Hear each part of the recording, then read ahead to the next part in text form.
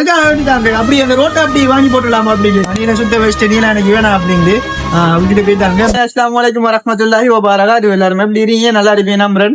என்னன்னாங்க ஃபேஸ்புக்ல சரி டிக்டாக்ல சரி நிறைய கமெண்ட்ஸ், பட் அதுக்கு ரிப்ளை ஆகிறது கொஞ்சம் பிரச்சனை இருக்கு. என்னடா கொஞ்சம் டைம் இல்லைங்க, மற்றபடி ஒண்ணுமே இல்லை. நான் எல்லாரும் கமெண்ட்ஸுக்கு ரிப்ளை தருவேன், அது உங்களுக்கு தெரியும்.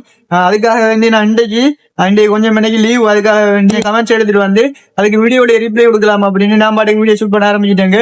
வீடியோ ஒரு மாதிரியா போகுது, மறக்காம வீடியோ ஃபுல்லா பாருங்க. முதலாவது கமெண்ட், பிரதர் எப்படி இருக்கீங்க? நல்லா இருக்கீங்களா? உங்கள மாதிரி நல்ல நல்ல உறவுகள் இருக்கும் வரைக்கும் அல்ஹம்துலில்லாஹ் நான் எப்பயுமே நல்லா தான் இருப்பேன். துபாய்க்கு போயிருக்கீங்க, துபாயில என்ன ஒர்க் பண்றீங்க? துபாயில நான் என்ன ஒர்க் பண்றேன் அப்படின்னா, நான் அட்வர்டைஸ்மெண்ட் கம்பெனி ஒன்றுல தான் ஒர்க் பண்றேன். விளம்பரப்படுத்தும் நிறுவனம் ஒன்றுலதான் நான் வேலை செய்யறேன். எப்ப ஸ்ரீலங்கா வருவீங்க?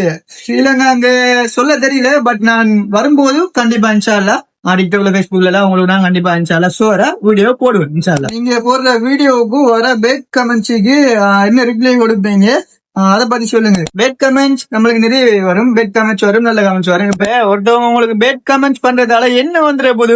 இப்ப நீங்க ஒரு இடத்துல நடந்து போய் கொண்டு இருக்கீங்க, நீங்க ஒரு இடத்துல விழுந்தீங்க அப்படின்னா அது உங்களுக்கு தான் வலிக்கும், அவங்களுக்கு வலிக்காது. நீங்க என்ன செய்யறீங்களோ அது உங்களுக்கு தான். மத்தவங்க பேட் கமெண்ட்ஸ் பண்றதால ஒன்றுமே நடக்க போறது இல்ல. பேட் கமெண்ட்ஸ் டைப் பண்ணுவாங்க, டிக்டாக்ல ஃபேஸ்புக்ல சரி போடுவாங்க. அந்த கமெண்ட்ஸ் உங்களுக்கு ஓவர் ஹைட் பண்ணிச்சு அப்படின்னா அந்த கமெண்ட்ஸை பிடிச்சி டிலீட் பண்ணி விடுங்க, அவ்வளவுதான். இப்ப பேட் கமெண்ட்ஸ் வரதால அதுல ஒண்ணுமே இல்ல. ஒரு இடத்துல எல்லாருமே நல்லவங்க இருக்க மாட்டாங்க. ஒரு இடத்துல 100 பேர் இருக்காங்க, அந்த 100 பேர்ல எப்படியுமே குறைஞ்சபட்சம் ஒரு 3 பேராச்சும் கெட்டவங்க இருக்க மாட்டாங்களா? அதே மாதிரி தாங்க ஒரு இடத்துல எல்லாருமே நல்லவங்க இருக்க மாட்டாங்க. ஒருத்தர் நல்லதை எதையாச்சும் நல்லதை மக்களுக்கு சொல்றான், நல்லதை பண்றான் அப்படின்னா அதை கொஞ்சம் பேர் கேட்பாங்க, அது கொஞ்சம் பேருக்கு அது பிடிக்காது. கமெண்ட்ஸ் உங்களுக்கு உரமா ஹேட் ஆயிடுச்சு அப்படின்னா டிலீட் பண்ணிவிடுங்க, வேற ஒன்றுமே இல்லை. அவனே அதை பேசுறான்னு நம்ம லைஃப் நாமளே துளைக்கிற தேவையில்லை. உங்களுக்கு என்ன பிடிக்குமோ அதை செஞ்சுட்டு போங்க, கண்டிப்பா உங்களுக்கு சோற இன்ஷா அல்லாஹ் ஒரு நாள் உங்களுக்கு அதுக்கான பலன் இன்ஷா அல்லாஹ் கிடைக்கும். அவன் பெட் கமெண்ட்ஸ் பண்றான், இவன் பெட் கமெண்ட்ஸ் பண்றான்னு நீங்க பண்றதை என்றைக்குமே விட்டுறாதீங்க. உங்களுக்கு என்ன பிடிச்சிருக்கோ நல்லதை, இப்ப ஒரு நல்ல விஷயம் உங்களுக்கு என்ன பிடிச்சிருக்கோ அதை செஞ்சுட்டு போங்க, கெட்டதா செய்யாம நல்லதா செஞ்சுட்டு போங்க.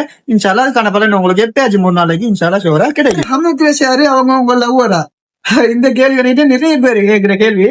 பட் நான் ஹம்முக்ரேஷ் அப்படின்னு இருக்கிற ஐடி எனக்கு யாருன்னே தெரியாது. அவங்க ஒரு போயா கேலா அப்படின்னு எனக்கு தெரியாது. இந்த போட்டோஸை போட்டு வீடியோ செய்யறாங்க, நான் அவங்களுக்கு மெசேஜ் போட்டேன். பட் அவங்க சொன்னாங்க நான் உங்களை பத்தி தப்பா எதுவுமே போடல, உங்களை போட்டோ சூஸ் பண்ணி போடுறேன், உங்களுக்கு பிரச்சனை அப்படின்னு சொல்லுங்க பிரதர், நான் டெலிட் பண்றேன் அப்படின்ட்டு. பட் அவங்க என்ன பத்தி ஒரு தப்பா ஒன்றுமே போடல, அதுக்காக வேண்டி நான் அதை பத்தி கணக்கு எடுக்கல. பட் இந்த பேர்ல நிறைய பேர் அடிச்சிருக்கீங்க, அதை பத்தி எனக்கு கவலையே இல்லை. யாரும் சரி லவ் பண்றீங்களா? ஐயோ கட்டாயம் அந்த கேள்விக்கு பதில் சொல்லித்தாரா வேண்டாம்.